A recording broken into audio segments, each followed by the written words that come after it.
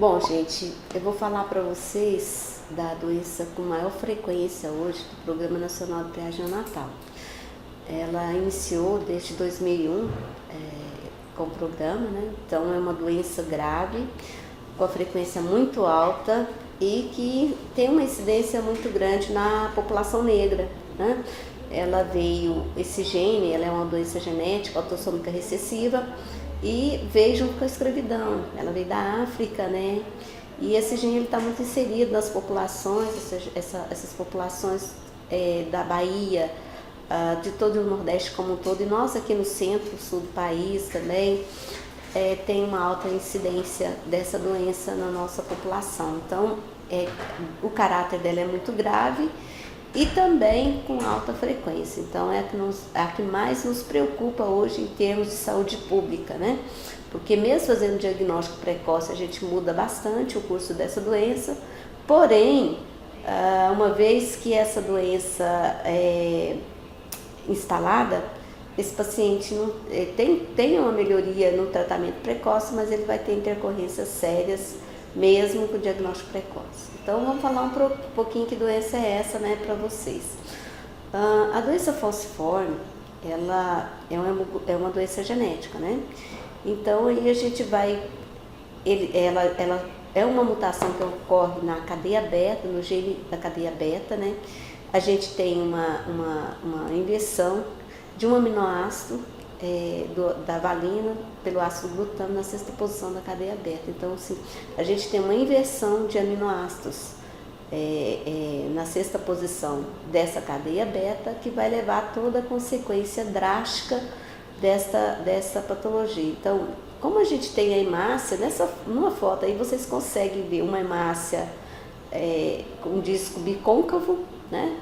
E você tem uma hemácia em forma de foice. Essa forma de foice é a condição que essa hemácia vai ficar quando desprovida de oxigênio, ela vai falcizar e vai ficar nesse formato, e ela vai ficar enrijecida. A hemácia normal, ela tem uma maleabilidade, ela é bem maleável, circulando pelos pequenos vasos, né, da nossa corrente sanguínea, nessa troca de oxigênio de todo o nosso corpo. Mas uma vez com essa mutação, com essa inversão de aminoácidos, nós vamos ter aí essa falcização dessa hemácia e que vai levar a toda a condição clínica dessa doença. Bom, então vamos reafirmar. É uma alteração molecular primária, né? Da anemia falciforme. Essa alteração primária da anemia falciforme é consequência de uma mutação pontiforme, onde há substituição de uma base nitrogenada, né, no códon 6 do gene da cadeia de globina beta. Então eu vou ter a substituição de a adenina vai ser substituída por uma timina. Então no esquema ali vocês veem CAG vai ter CTG. Essa mutação vai provocar a inversão, a substituição de um ácido glutâmico por uma valina na sexta posição da cadeia beta. E com isso eu vou ter uma hemoglobina anormal, né? Eu vou ter uma hemoglobina chamada hemoglobina S. Daí a doença, essa hemoglobina S que vai falcizar, vai dizer para mim que é uma doença falciforme, falcizada.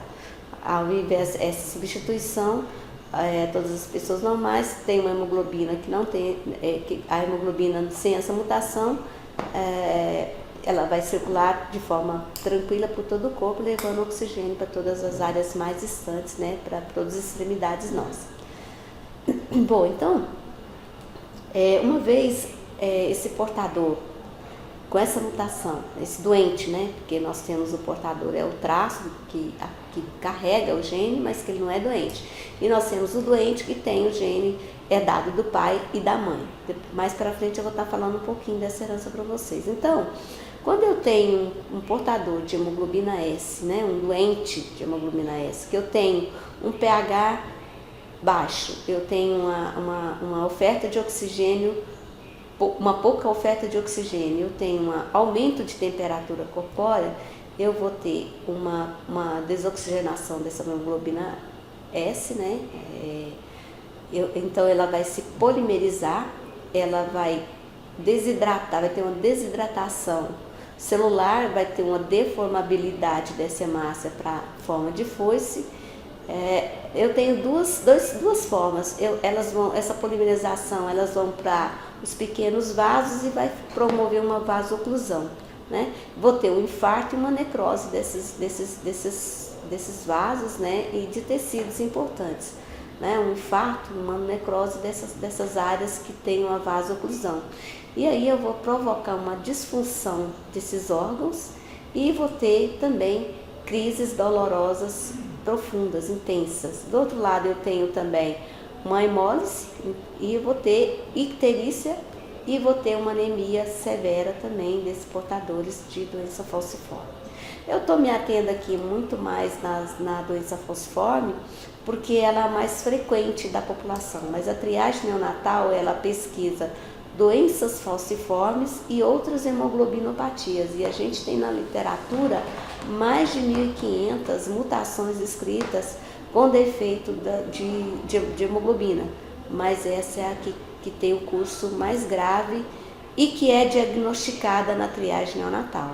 Então, é uma doença que eu consigo fazer o diagnóstico no teste do pezinho, né, ao nascimento, e a de todas que eu faço diagnóstico é a mais grave, é a que se comporta de maneira mais agressiva para o portador. De novo, o mesmo esquema, né? Só que aí vocês vendo a falcização, a polimerização ocorrendo depois de uma desoxigenação dessa hemoglobina, né? E ela obstruindo, fazendo uma vasoclusão, né? E provocando toda a gravidade, toda a forma severa, a manifestação severa dessa patologia.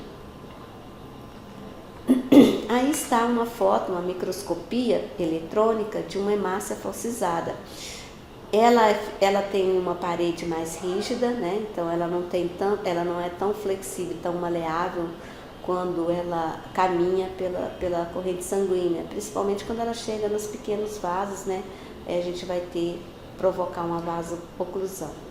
O portador de anemia falciforme, ele apresenta nos seus exames, principalmente o hemograma, eu vou encontrar sempre essas hemácias falcizadas, de uma maneira maior ou menor em percentual. Esse percentual de hemácias falcizadas é que vai apresentar vai desencadear o processo da crise aguda da doença, né? Então, se eu tenho uma falcização severa, eu tenho o desencadeamento de uma crise severa dessa doença.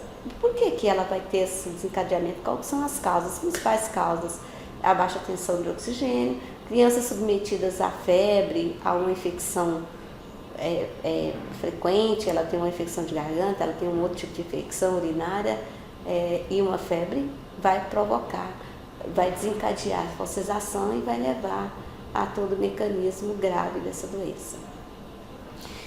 Como que eu faço diagnóstico laboratorial? Quando eu faço a triagem neonatal. A coleta da amostra ela é realizada na unidade básica de saúde, né? Ou crianças retidas em maternidades, UTIs neonatal. Crianças que têm mais de 48 horas que está retida na maternidade, berçário, que está em uma UTI neonatal, ela vai ter essa coleta diferenciada. A gente tem um protocolo hoje que a gente faz coletas diferenciadas para essas crianças, principalmente na questão da transfusão sanguínea, que a gente precisa preocupar muito nesse caso. Como eu estou analisando uma hemoglobina, e essa hemoglobina do portador, se eu tenho uma transfusão sanguínea, eu não vou conseguir ter um diagnóstico, eu vou ter um falso negativo, na verdade, se eu pegar e transferir uma criança, investigar uma criança que foi transfundida. Eu transfundi essa criança e logo posteriormente eu faço essa coleta. Isso eu não posso fazer. Eu teria que, como eu falei da biotinidase, essa doença teria que ser, uma vez transfundida uma criança em UTI ou retida em uma maternidade, eu teria que repetir ela por volta do 6º mês de vida, para a gente poder fechar esse diagnóstico. Eu não consigo fechar o nascimento, né? Então, a coleta de amostra de uma criança na unidade básica de saúde, ela é enviada para o serviço de referência, é feito o exame de rastreamento nesse papel filtro. Uma vez que eu enxergo essa alteração nesse papel filtro, eu vou fazer confirmação diagnóstica. Para fazer a confirmação diagnóstica, geralmente eu uso como protocolo investigar o pai e a mãe desse bebê. Por quê? Porque o bebê, quando ele nasce, ele tem uma quantidade de hemoglobina fetal muito grande, o que pode mascarar algumas outras manifestações de algumas outras hemoglobinopatias. Então, eu olho a criança, olho o pai e a mãe. Por como ela é uma doença que veio do pai e que veio da mãe, né? A mãe cedeu um gene alterado, o pai mandou um outro gene, um alelo alterado também. Eu vou investigar os dois, porque todos os dois é portador do traço, não é o doente, mas é o portador. Lógico que eu posso ter um doente e gerar uma outra criança doente, desde que a condição da família vai se encaixar pai e mãe portador ou pai e mãe doente. Daqui a pouco eu mostro esquematicamente isso para vocês. Uma vez eu diagnosticado, então, feita essa confirmação, ela se mantém no serviço de referência em tratamento, no ambulatório de hematologia, né? E vai ser submetida a uma orientação genética para mostrar para ela qual a condição genética, né? Por que ela chegou naquela doença ali. Então, tem um geneticista que vai fazer essa orientação genética. E o portador de traço é aquele que é só portador, ele não é doente, ele é portador, né? Então, se ele é portador, ele pode transmitir para os seus filhos no futuro. Naquele momento, ele só carrega o gene, né? Mas a gente faz essa orientação dessa mesma forma. Por que a gente faz isso? Porque na família pode ter uma criança que vai se comportar como traço, mas o pai e a mãe têm um perfil de gerar um filho doente. Então, se aquele perfil, o pai é traço, a mãe é traço, e ela pode gerar um filho doente, eu preciso também orientar essa família da condição genética dela. Fazer aconselhamento genético, né, e mostrar para ela essa condição genética. Não como interferência na parte reprodutiva desse casal, de maneira alguma. Apenas para que ele conheça, né, para que ele saiba o seu perfil genético em relação às hemoglobinopatias. Aí, nessa foto, você tem uma criança, o primeiro sintoma clínico de uma criança pode ser essa aí, que a gente chama de síndrome dos pés e das mãos. O que é esses dedinhos que estão bastante edemaciados? É aquilo que eu falei agora mesmo para vocês, é uma vasoclusão dos pequenos vasos, né, aí nas falanges da mãozinha do bebê. Então, é uma crise muito dolorosa, essa criança começa com um choro intenso, né, nada vai aliviar essa dor, a não ser uma analgesia mais potente, né? Essa criança tem que ir imediatamente com o serviço de atendimento de urgência e emergência, e ela vai ser submetida a vários procedimentos aí, como hidratação bem importante, bem severa, bem profunda, entrar com investigação da causa, né?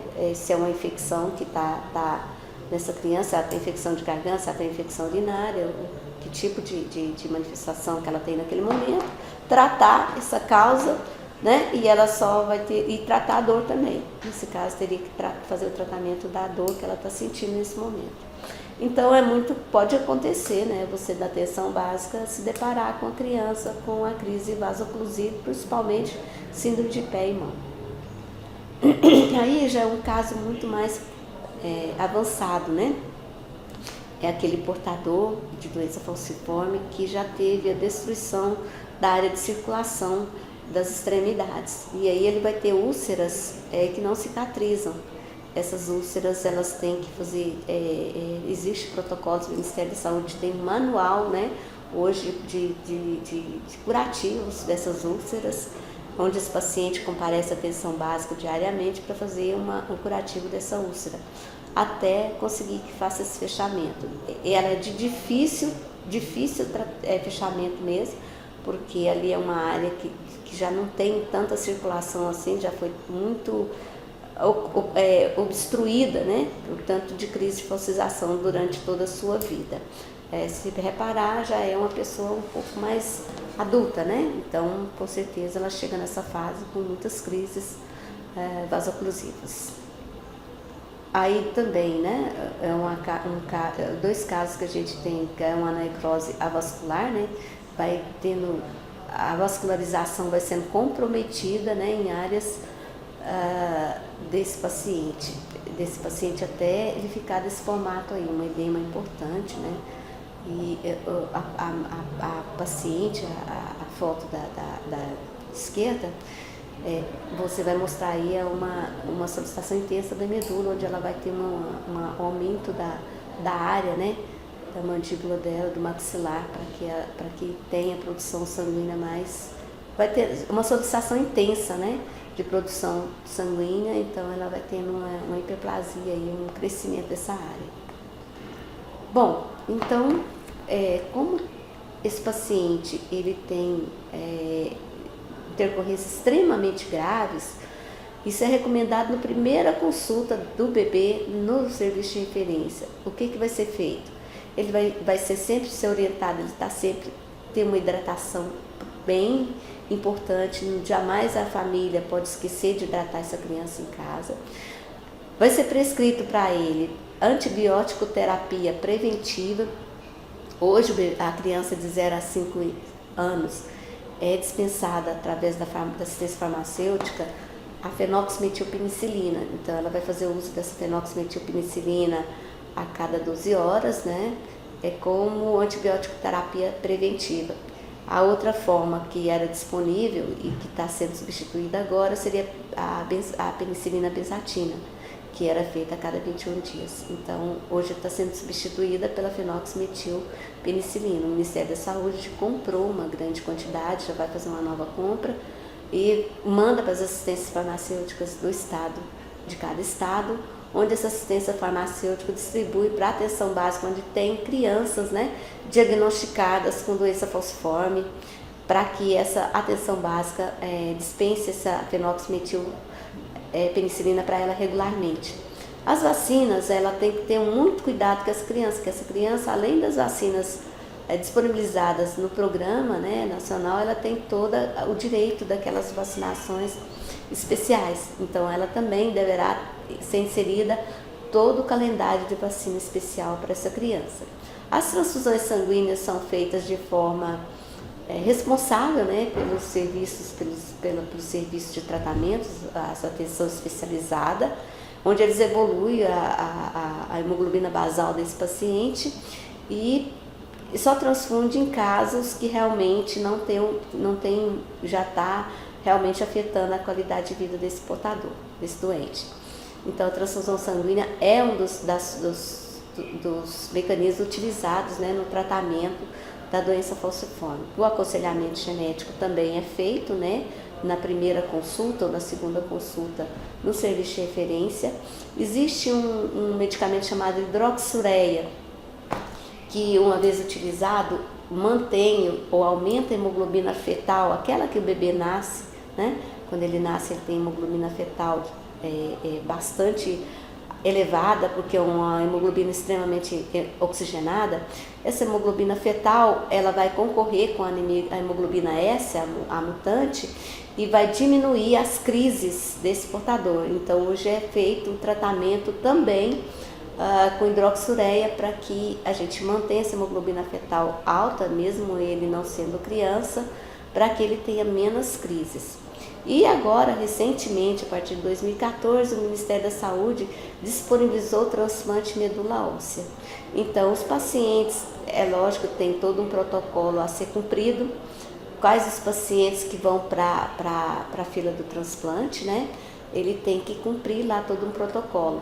Então, a partir do momento que ele apresenta todas as condições de transplante, ele é inserido nessa fila para que ele faça esse transplante de medula óssea, tá? Então, é mais um tratamento hoje ofertado pelo Sistema Único de Saúde aos portadores que têm manifestações gravíssimas, né, da doença falciforme e que são candidatos a transplante também.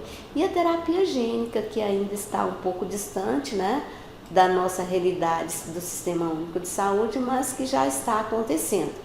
Em vários centros de pesquisa e em serviços fora do país já está acontecendo a terapia gênica aí para tratamento da doença falciforme. Então, a abordagem desse paciente no serviço de referência é a pediatria. A gente tem que preocupar bastante, né, com a pediatria, com a orientação de pediatria das crianças, lembrando que ela não pode ter intercorrências como desidratação, como febre, como quadro infeccioso, quadros inflamatórios, né? Então esse pediatra faz toda essa orientação familiar. A assistente social, ela realmente ela trabalha muito em prol do exportador, transporte, inserção na urgência e emergência quando ele tem uma crise.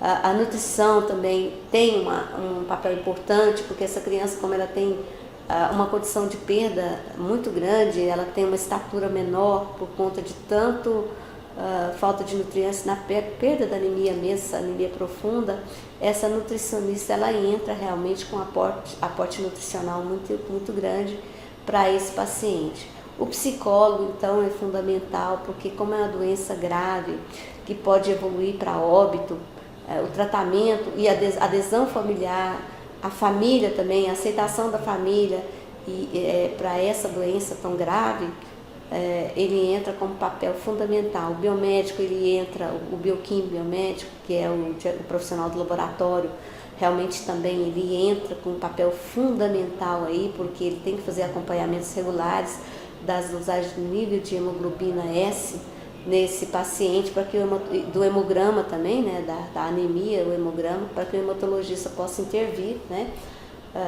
clinicamente, medicamentosamente, com transfusões sanguíneas também, nos quadros mais graves, quando esse paciente tem alguma intercorrência grave, né? Então aí entra também um profissional da área biomédica. E eu peço perdão, da área farmacêutica, que é extremamente importante também nesse controle na dispensação da fenoximetilpenicilina, da penicilina benzatínica, na hidroxureia, né, de todos os tratamentos, né, disponíveis, do ácido fólico, que também está na atenção básica, que esse paciente faz uso.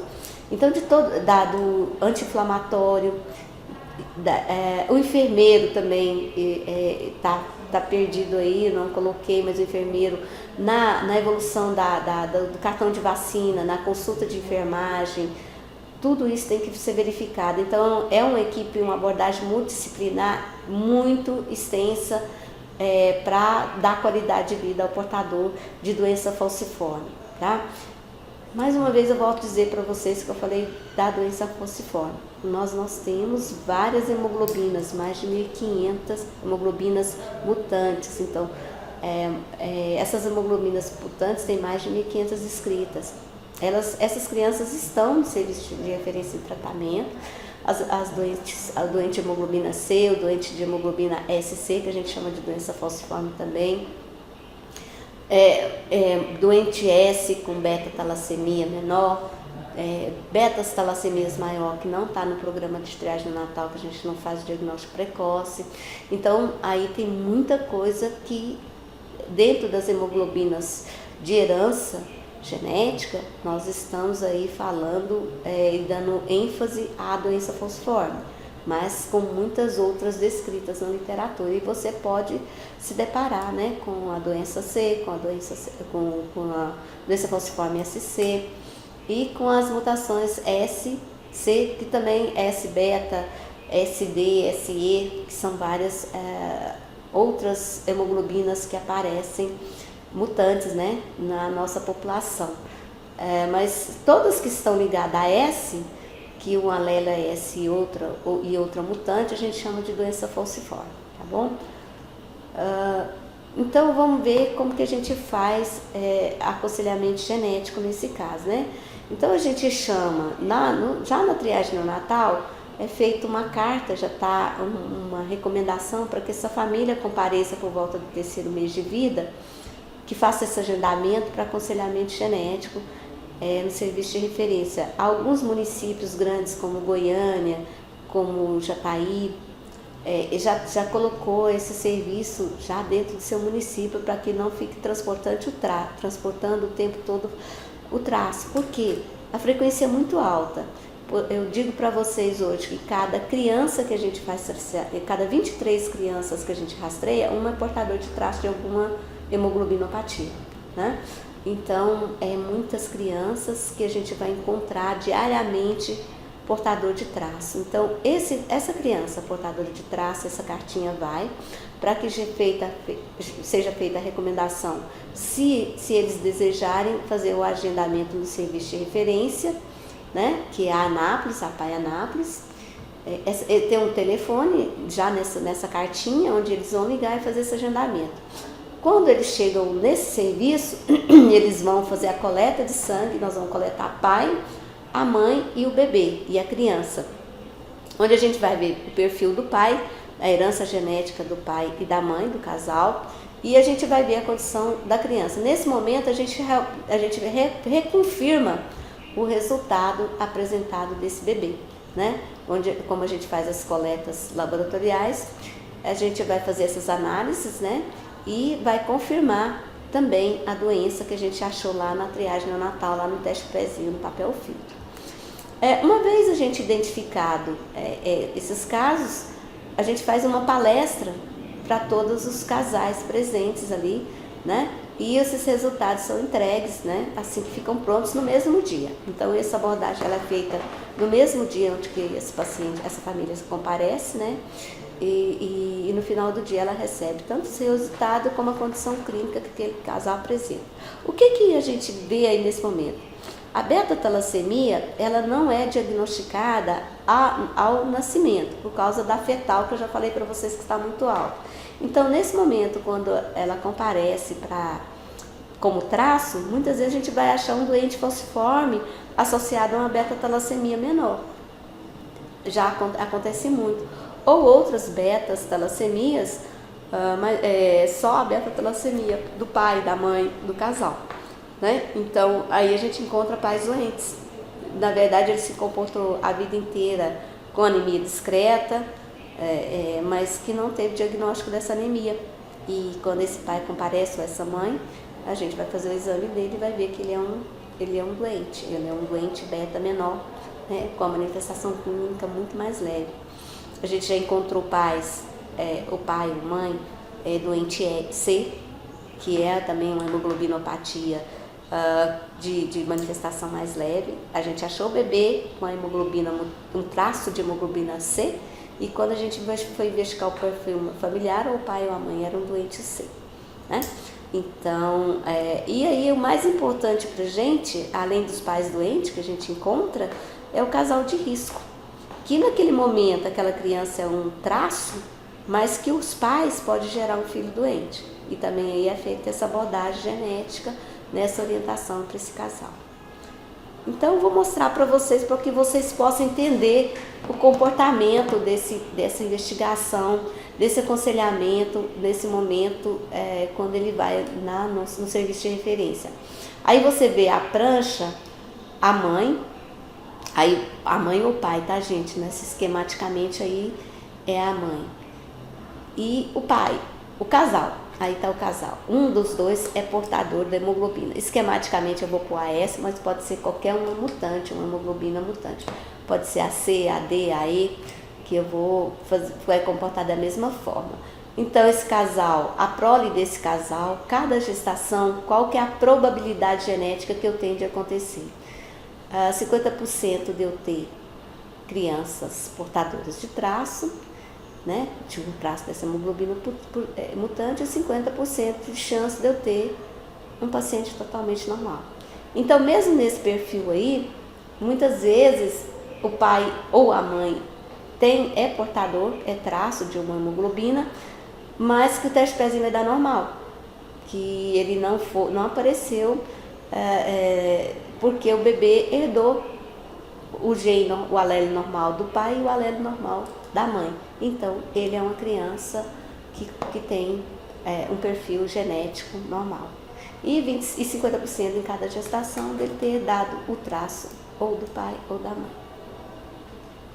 Bom, aí de novo, esquematicamente a mesma coisa, né? Vamos passar aqui para frente. Aí é um caso que um dos dois é portador, é doente, o pai e a mãe. Esse perfil a gente já encontrou, doente C, não S.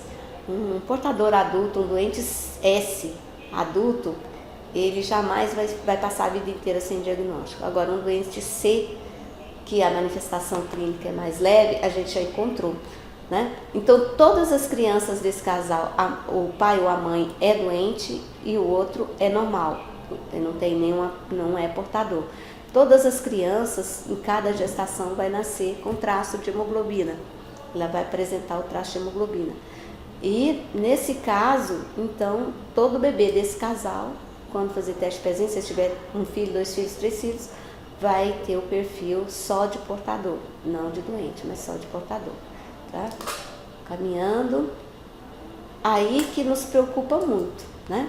Aí o pai é portador e a mãe é portador. Então o casal tem grande chance, tem 25% de cada gestação gerar um filho doente.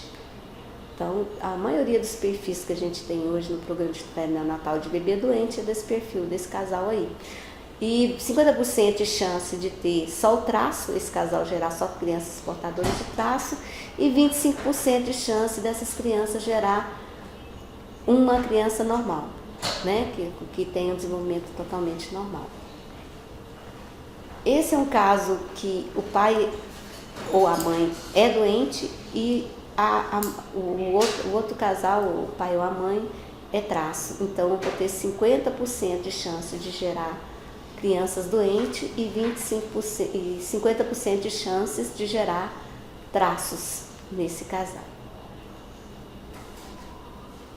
Aí alguns materiais informativos que hoje a gente tem disponível no programa, né, de triagem neonatal, que no momento da abordagem a gente mostra para eles, para que eles entendam esse perfil genético dessa família. Questionários após o aconselhamento genético, são aplicados questionários para saber se eles realmente entenderam, né, se foi uma fala mais leve para que eles possam entender, se realmente eles entenderam qual o perfil genético eles se encaixam. E aí um pouquinho para vocês, como é a doença mais prevalente hoje da triagem neonatal, para vocês verem. Então, eu vou dizer que é assim, 1 para 1.200 crianças hoje, cada 1.200 crianças que eu investigo, uma é doente.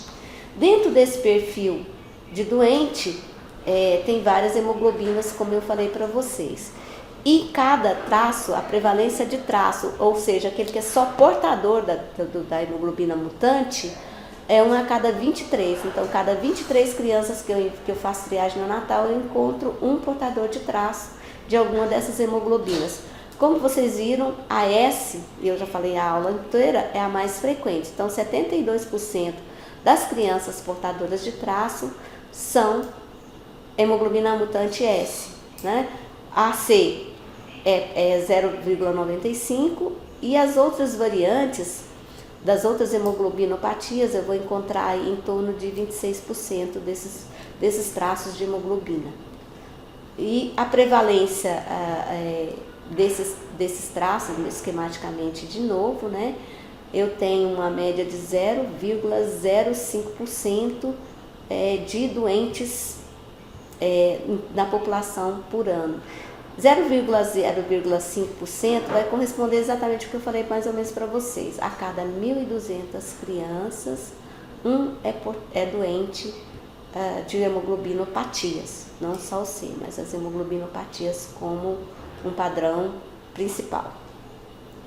Aí, só um quadro de distribuição da incidência a cada 1.000 crianças, né?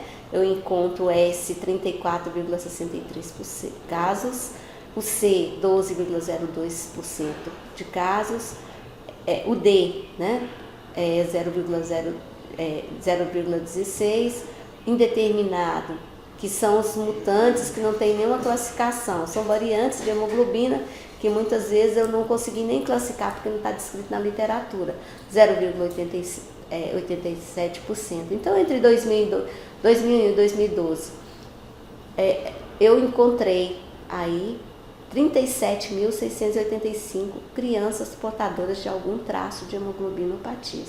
Esse número não muda, por isso que eu nem atualizei ali. Fiz um fechamento entre 2001 e 2012 e ele se mantém. A característica, perfil populacional meu é o mesmo, tá?